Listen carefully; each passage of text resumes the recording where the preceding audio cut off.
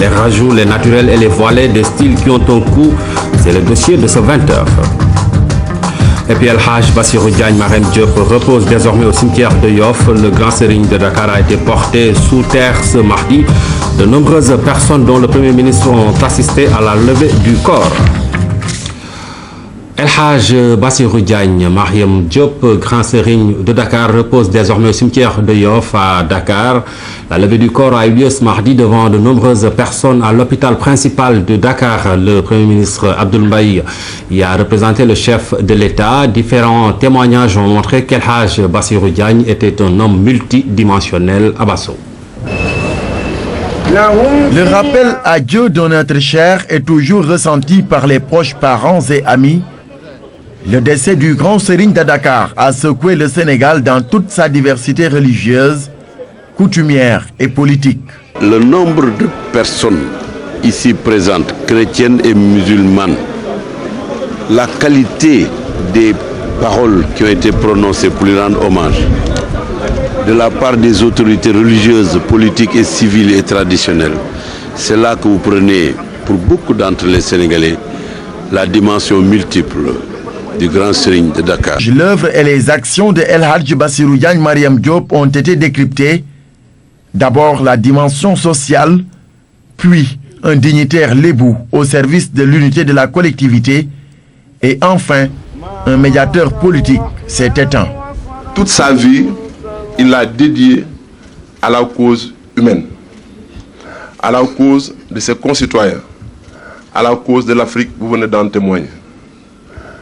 Il est évident que les hommes influencent et impactent, et les institutions sont tributaires des hommes qui les dirigent. Bassirou Diagne, grand serigne de Dakar, a donné un éclat particulier à la collectivité de Dakar. Qu'il en soit remercié.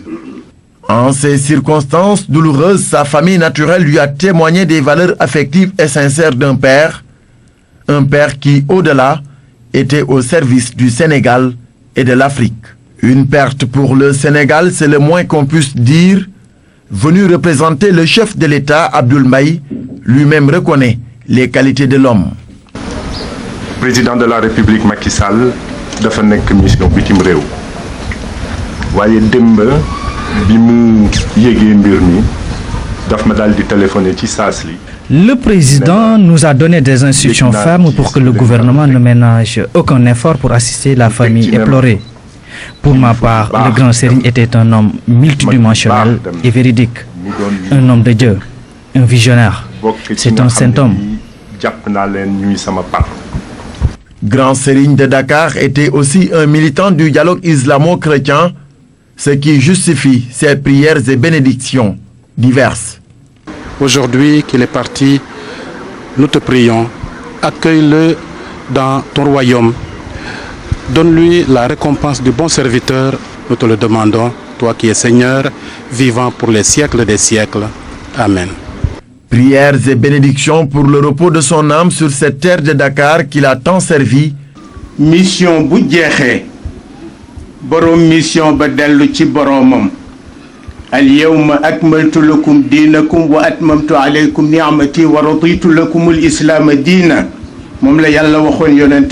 Li fi des mooy ñu ñaan ngir Yàlla ci mbaaxam tabaraka wa taala mu gàttandoo Alaaji Bassirou Diagne yërmandeem tabal ko aljana.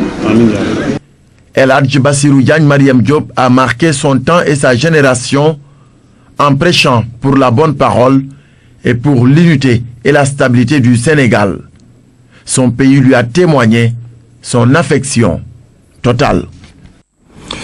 Il a donc vécu, il a servi et il a rempli sa mission. C'est ce qu'on peut retenir du grand serigne de Dakar.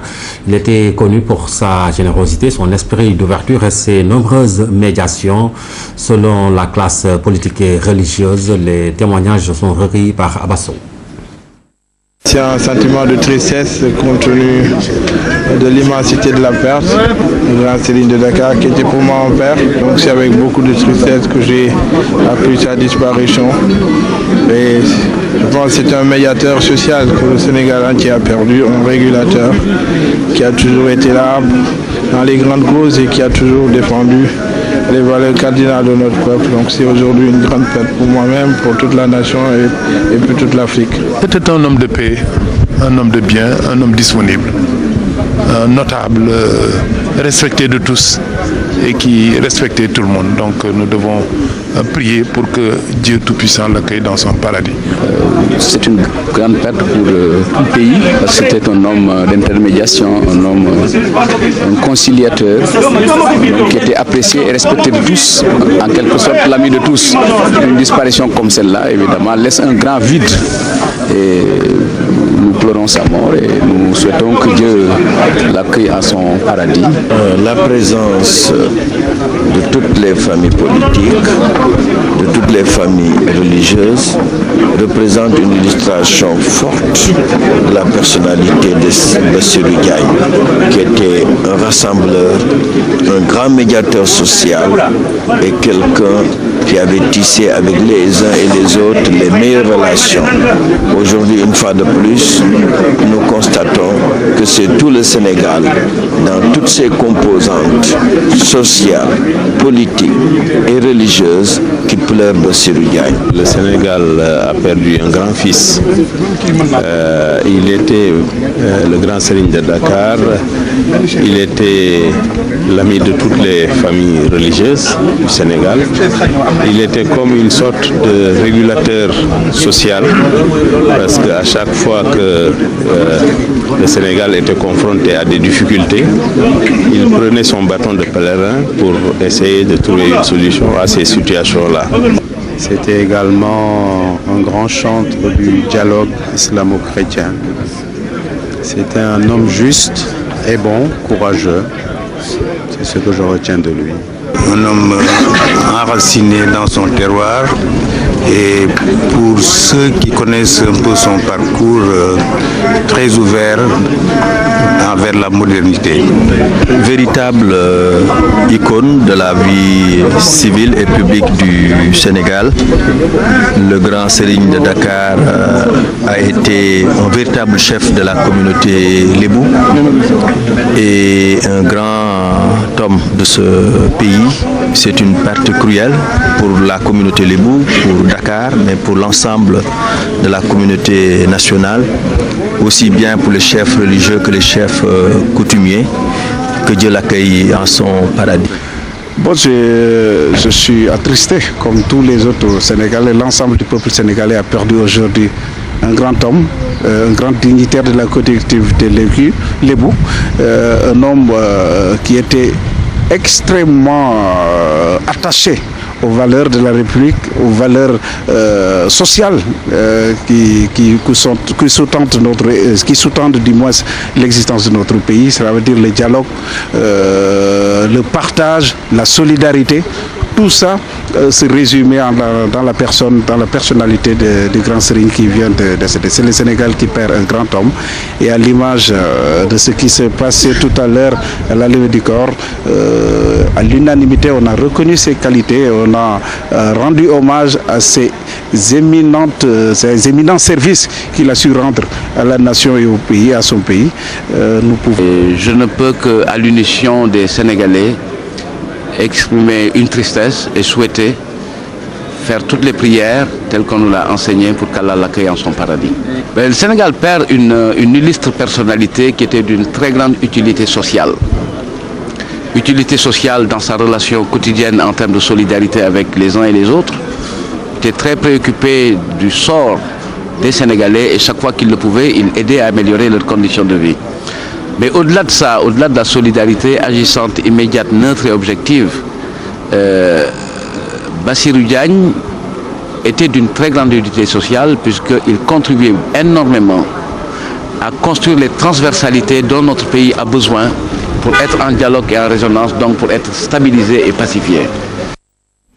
500 logements sociaux seront bientôt construits dans la banlieue de Dakar. Ces habitations sont destinées aux personnes à faible revenu. L'information a été révélée par le ministre de l'Urbanisme et de l'Habitat lors d'un atelier pour la validation des dépenses à moyen terme. Diana Badia. La construction des logements sociaux en phase d'exécution, la pose de la première pierre est prévue pour la semaine prochaine à Ndiakhirat, puis à Tivaouane Peulh, dans la banlieue dakaroise. Des promoteurs privés vont accompagner l'État qui entend jouer le rôle de facilitateur. Il est question de voir comment on peut accompagner justement ces Sénégalais à revenus faibles et moyens pour leur permettre d'accéder. Mais c'est un accès libre. Nous avons un stock de Sénégalais qui sont organisés dans des coopératives ou pas, qui demandent le logement et pour lesquels nous aménageons, nous, des opportunités d'accéder au logement. Madame le ministre promet de communiquer davantage sur les modalités d'accès à ces habitations. Annonce faite lors de cet atelier. Objectif, édifier les participants sur les différentes activités pour lesquelles l'État a dégagé des ressources. Il est bon qu'on s'arrête comme on est en début de gestion pour voir ce que nous allons entreprendre, comment nous allons le suivre et comment nous devons chercher à garantir l'efficacité et l'efficience. Les modalités d'exécution du budget de 2012 est au menu des échanges, sans oublier le respect des normes de construction, une question plus que jamais d'actualité. La qualité de l'éducation, les correspondants nationaux de la Confémen réfléchissent à Dakar sur cette décision prise à l'occasion de la 55e session ministérielle tenue à N'Djamena.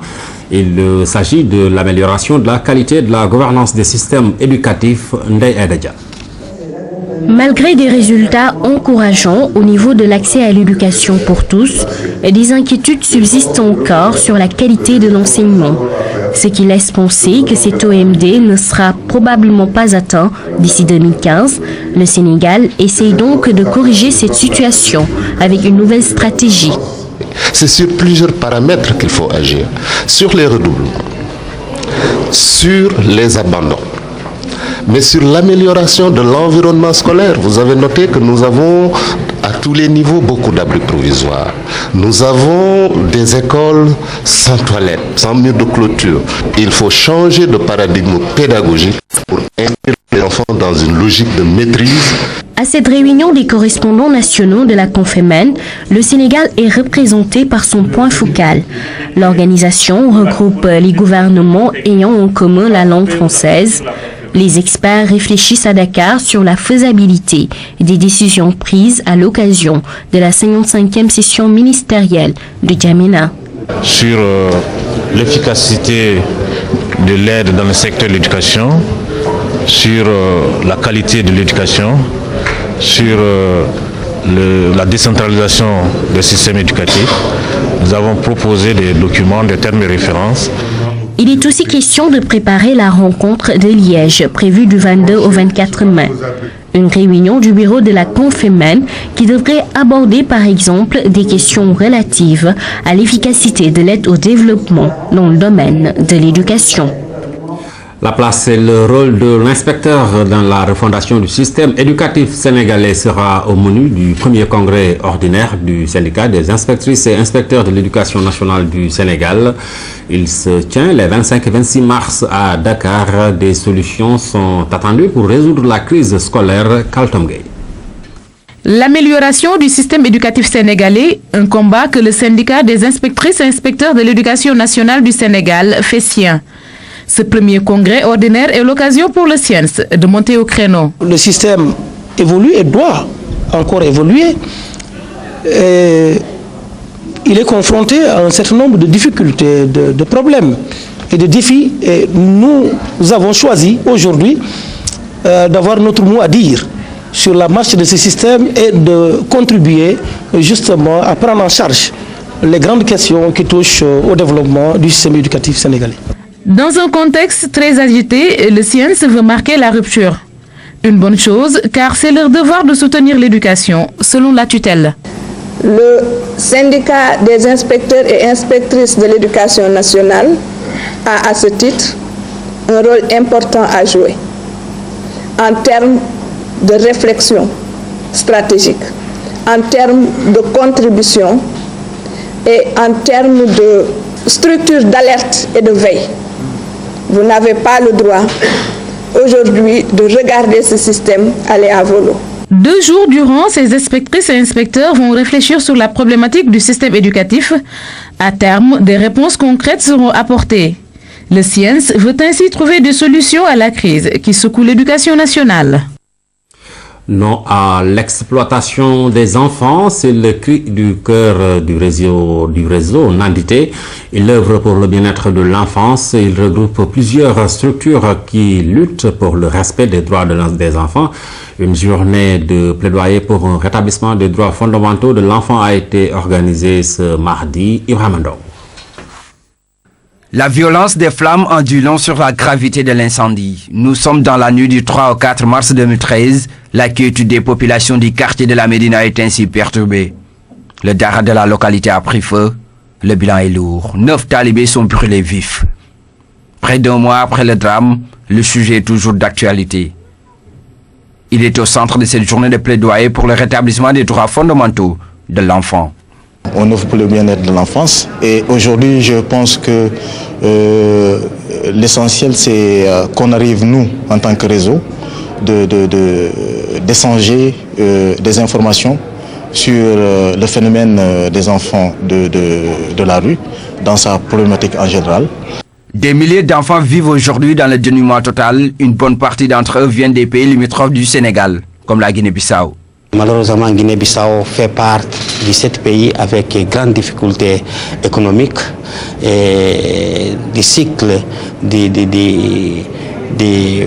conflits permanents et aussi des manques de scolarité pour les enfants, scolarité sérieuse, et des manques de possibilités de formation professionnelle et autres possibilités pour les enfants. Cette situation précaire des enfants de la rue ne laisse pas indifférents les autorités étatiques. Cette journée de plaidoyer est assurément une belle initiative à saluer et à perpétuer. Elle entre fondamentalement dans la dynamique de la politique de protection durable de l'enfance définie et soutenue par M. le Président de la République. Le droit des enfants est aujourd'hui bafoué sous toutes ses formes, d'où la nécessité d'une bonne protection, ce qui permettra d'éviter bien des drames et les larmes des parents, souvent désemparés. Elle est loin l'époque où les coiffures des Sénégalaises étaient assez uniformes. Un regard sur les têtes et on se rend compte de la différence. Il y a 3 tendances générales, les adeptes du rajout, les naturels et les voilés. Des styles différents qui ont chacun un coup. Le coup de la tête, un dossier réalisé par Ndeye Marie Niass et Aram Ndao. Elle nous parle de ces coiffures contrastées que l'on remarque un peu partout au Sénégal. Elles peuvent nous renseigner sur leur coût et même sur la philosophie qui les entoure. Celle-là dit par exemple « Je suis une nappy, natural and happy ». Autrement dit, naturelle et heureuse, un style tendance qui ne coûte pas cher en plus. J'utilise pas de produits spéciaux. Rien de particulier, juste une crème normale pour les cheveux ou juste le beurre de karité. Ce style nappy qui se refuse au rajout et parfois même au défrisage est très prisé ces derniers temps. Celui-là aussi. On est cette fois dans la gamme des synthétiques. Il m'arrive de dépenser entre 2000 et 5000 francs CFA. Cela dépend du choix. Cette coiffure par exemple m'a coûté en tout 5000 francs CFA. Le prix est encore accessible. Le montant peut grimper selon la nature et la longueur du greffage pour lequel on a opté. Les prix varient selon la longueur. Le greffage à longueur 12 est à 26 000, celui de 14 est à 29 250, le 16 à 32 000, le 16, 32 500, 18, le 18 à 35 750 et le 20 à 39 000 francs CFA. À partir de 22 jusqu'à 30, c'est 45 500. Ces cheveux du naturel ont révolutionné l'univers de la coiffure. Ils coûtent cher mais beaucoup en raffolent. Elle n'hésite pas à casser la tirelire d'ailleurs pour en acheter plusieurs paquets. Les cheveux naturels sont à la mode et peuvent revenir entre 150 000 et 200 000 francs CFA. Pour moi, ça vaut le coup. Moi, j'ai utilisé 5 paquets et demi. Ça doit faire entre 200 000 et 300 000 francs CFA. Dans un pays où le revenu moyen tourne autour de 50 000 francs, dépenser 300 000 pour une seule coiffure peut choquer. Ces femmes ont pourtant leur raison. Pour moi, il n'y a vraiment pas photo, dans le sens où le cheveu naturel a une durée illimitée. Moi, par exemple, ce que j'ai sur la tête, c'est une perruque que j'ai fait il y a plus de 2 ans. Quand on aime se faire plaisir, on n'hésite pas à dépenser sans compter. La tête est aussi importante que les habits. Cheveux naturels, synthétiques ou nappies, il y en a qui s'en soucient peu. Celles qui ont opté pour le voile.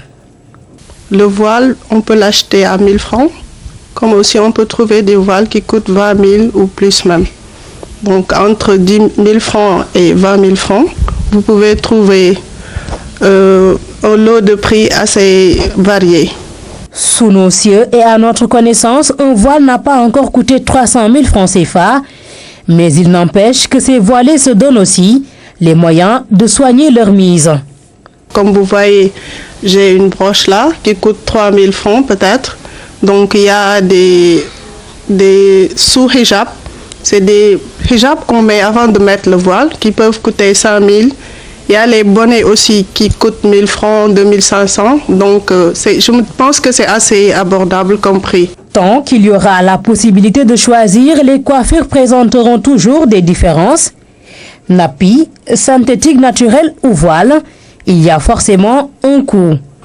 Peu cher ou exorbitant, ces femmes assument. On va parler de la 24e session extraordinaire du comité de coordination de la commission sous-régionale des pêches. Experts et directeurs des pêches des 7 pays membres de la commission se penchent sur la problématique de la surexploitation des espèces marines et de la pêche illicite. Il s'agit de favoriser une gestion rationnelle des stocks halieutiques partagés. Fatou Diouf. Surexploitation de ressources halieutiques, dégradation progressive des écosystèmes marins, conflits récurrents entre industriels et artisanaux, le diagnostic de la pêche maritime révèle d'énormes difficultés. La pêche illicite à elle seule occasionne 500 millions de dollars de pertes par an. Des difficultés que tentent de juguler ces experts et directeurs présents à cette 24e session extraordinaire du comité de coordination. Ce dont il est question, c'est quand même que les pays s'accordent sur des conditions minimales. Que nous avons donc évidemment, et qui sont convenues par les pays. Mais la grande difficulté, c'est que les pays prennent en considération ces législations et ces réglementations qui sont édictées au niveau de la sous-région, qui en fait, sur le plan juridique, s'imposent. La situation est préoccupante. Une approche sous-régionale s'impose pour une meilleure gestion des stocks halieutiques partagés. La résolution de ces problèmes nécessite un renforcement de la coopération, mais également et surtout une synergie d'action afin de relever les défis inhérents à la gestion durable des ressources halieutiques et de permettre à cette importante branche d'activité socio-économique de jouer pleinement son rôle en matière de sécurité alimentaire, de lutte contre la pauvreté, de création d'emplois et d'amélioration des recettes publiques et privées. Ainsi démarrent donc 2 jours d'échanges sur les problématiques de la pêche en Afrique de l'Ouest.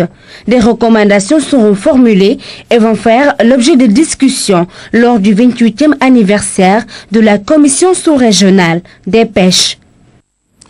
Keur Madiabel dispose désormais d'une gare routière. Le coût du projet s'élève à plus de 30 millions de francs. La mairie de Keur Madiabel est appuyée dans cette réalisation par le PRODEL, le projet sénégalo-allemand d'appui à la décentralisation et au développement local. Claire Diop. Le joyau vaut 33 millions de francs. L'investissement est structurant. L'infrastructure va dégager la voie publique ici à Keur Madiabel. Les chauffeurs, vélos, taxis et autres charrettes pourront y stationner pour éviter les accidents et autres désagréments. Au-delà d'un impact sécuritaire environnemental positif, un impact économique au niveau communal. Ça va induire des emplois directs et des emplois indirects. Une femme qui va construire un restaurant ici, qui travaille ici, elle va gagner un peu plus d'argent. Hein? Le vélo taxi qui se mettra ici pour transporter va gagner un peu plus d'argent et celui qui transporte aussi les bagages va gagner un peu plus d'argent. L'ouvrage est cofinancé par la communauté rurale de Keur Madiabel et la coopération technique allemande. La dimension entretien et maintenance de la gare routière a été prise en compte en amont du projet, cela pour la viabilité de l'infrastructure. On a un critère important qui est, n'est-ce pas, la viabilité du projet.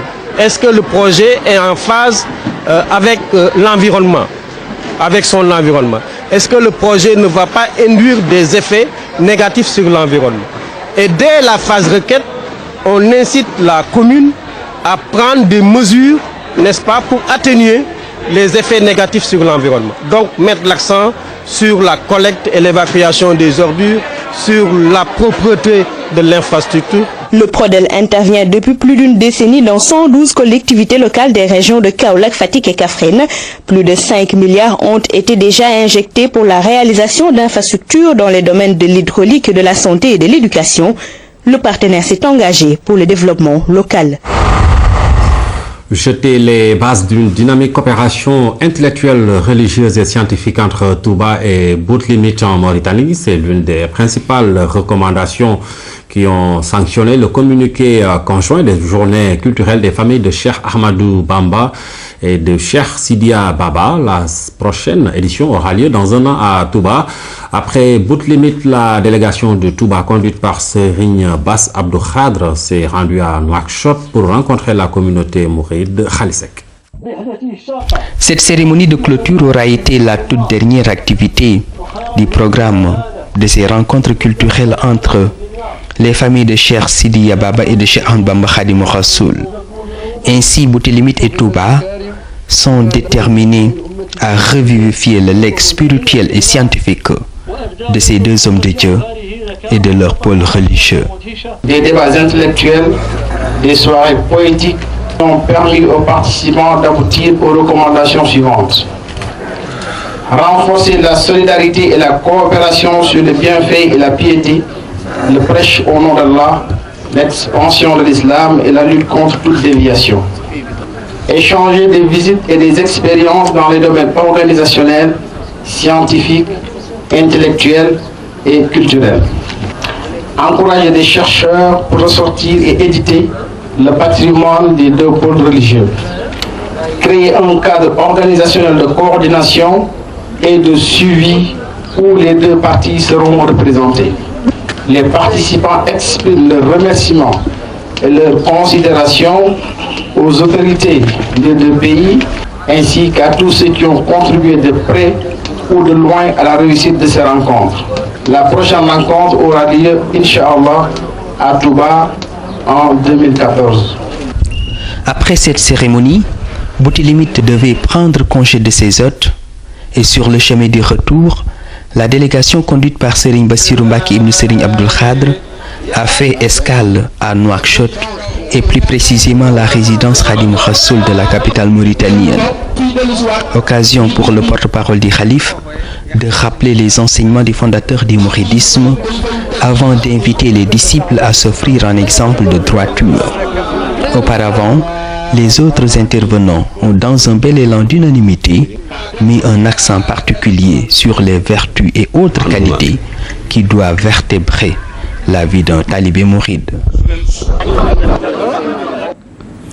Après le match au Sénégal-Angola de samedi dernier à Conakry, les délégations des deux pays ont été reçues par le président Alpha Condé. Les officiels sénégalais l'ont remercié pour l'accueil chaleureux du peuple guinéen et la disponibilité des autorités. Le compte-rendu de Sama Mangane et Ibrahim Mbo. Poignée de main chaleureuse entre le président Condé et les officiels sénégalais. Échange de civilité avec la délégation angolaise. Une atmosphère détendue. La rencontre entre le président guinéen et ses hôtes était empreinte de cordialité. Une occasion pour le ministre des Sports de remercier le pays d'accueil et ses autorités. Cette importante délégation est venue au nom du président Macky Sall vous dire merci. Merci parce que vous avez décidé que le match Sénégal-Angola aura lieu en territoire guinéen après la suspension du stade Léopold Sédar Senghor. Merci pour avoir donné des instructions pour que la délégation sénégalaise soit reçue et mise dans des conditions excellentes de séjour. L'hospitalité et la disponibilité des Guinéens ont été aussi salués par le général Pedro Neto, président de la Fédération angolaise de football. Quant au président Alpha Condé, il a déclaré que le Sénégal sera toujours le bienvenu. Nous allons tout faire pour que le stade de l'amitié, qui est beaucoup plus grand, qui a 60 000 places, sera prêt. Si le Sénégal a un autre match à faire ici, je vous prie de transmettre mes amitiés à mon jeune frère, le président Macky Sall, et de dire que la Guinée sera toujours à la disposition du Sénégal pour offrir toutes les possibilités tant que votre stade sera suspendu et tant que vous voudrez. Reconnaissante, la délégation sénégalaise a offert un cadeau à Alpha Condé, un joli boubou remis ici au président guinéen par le ministre du Tourisme, Youssou Ndour. Le lancement de la grande alliance patriotique, le GRAP, ce nouveau parti propose une nouvelle forme de gouvernance avec son programme Yoko Bayoko, l'émergence en français. Le GRAP se réclame de l'opposition et compte se présenter aux prochaines élections locales. Omar Balé. Un nouveau parti dans le champ politique sénégalais. Il s'agit de la grande alliance patriotique GRAP. Des milliers de militants et sympathisants ont répondu à l'appel du président. Avec le programme Yoko Bayeko entendé par là l'émergence, ils veulent bâtir un Sénégal nouveau. Déjà, sur le plan privé, nous trouvons des choses aux Sénégalais. Nous produisons de l'emploi. Donc demain, si nous demandons le suffrage des Sénégalais, c'est pour encore augmenter l'emploi, c'est pour encore apaiser les douleurs dans les foyers.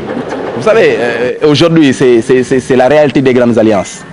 On tend la main à tout le monde, mais on choisit aussi nos compagnons. L'appel est lancé avec des alliances politiques déjà en vue. Un écho favorable du côté des centristes. Au Sénégal, nous sommes dans une période où c'est les grands ensembles qui permettront de gagner. Donc ce sont les grandes alliances. Et cette alliance-là, je pense que vous êtes déjà en partie, si c'est placé au centre. Et au centre, nous avons encore de la place. Donc nous vous tendons la main pour vous dire la bienvenue dans la famille, la grande famille centriste que nous sommes en train de construire. Ce nouveau parti veut ainsi entrer dans les rangs de l'opposition politique du Sénégal. Pour ce premier congrès, toutes les sections des 14 régions étaient présentes. Créée il y a 2 mois, la GRAP compte se présenter lors des municipales et locales de 2014. Le forum des jeunes de l'Alliance pour la République de la commune de Biscuiterie. L'emploi des jeunes a occupé les débats. Ces jeunes s'engagent à soutenir les actions du chef de l'État tout en lui demandant de mettre en place des projets pour les jeunes. Moussa Mané. Ce forum est une occasion pour les jeunes de l'Alliance pour la République de la commune d'arrondissement de Biscuiterie de faire un diagnostic de leur situation. Il demeure que l'emploi reste leur principal souci. Conscient de votre engagement et de votre dévouement à l'égard du président Macky Sall, le coordinateur, la voix des jeunes de mon parti que j'incarne avec modestie, m'autorise à espérer avoir trouvé auprès de vous une écoute attentive sur les problèmes des jeunes qui, au-delà du fer de lance qu'ils représentent, se positionnent avec un maillon sensible, un rempart pour les combats futurs. Aujourd'hui, c'est même de la redondance. Ce n'est un secret pour personne que le problème de l'emploi, en tout cas, est une donnée majeure aujourd'hui dans la préoccupation des autorités. Mais ce qui retiendra surtout mon attention à travers ces différents discours, c'est plutôt la pertinence même des réflexions et qui ont plus ou moins jalonné vos différentes interventions. Dans la commune d'arrondissement de Biscuiterie, les jeunes constituent la frange de la population la plus importante. Confrontés au chômage, ils s'organisent comme ils peuvent. Aujourd'hui, avec les nombreux programmes initiés par l'État du Sénégal, l'espoir est permis. Il nous faut mettre en place un mécanisme de renforcement de capacité, mais aussi un mécanisme regroupant des jeunes en centre d'intérêt pour les permettre de sortir petit à petit dans l'informel, en les accompagnant dans le montage de leurs projets, mais aussi en les accompagnant dans le financement de leurs projets. Dans le cadre de l'auto-emploi, nous faisons des projets, de bons projets, bancables et crédibles, au grand bénéfice des jeunes. Nous faisons des projets tous les jours pour les jeunes, en fonction de leurs compétences, de leur formation et de leur degré de confiance. Mais Nous sommes en train aussi de prendre toutes les garanties bancaires nécessaires pour que ce système de financement de crédit revolving ne puisse plus être interrompu. En plus de ces projets, d'autres sont en cours d'élaboration. Ils vont au-delà des banlieues. L'objectif, c'est de toucher le maximum de jeunes à travers le territoire.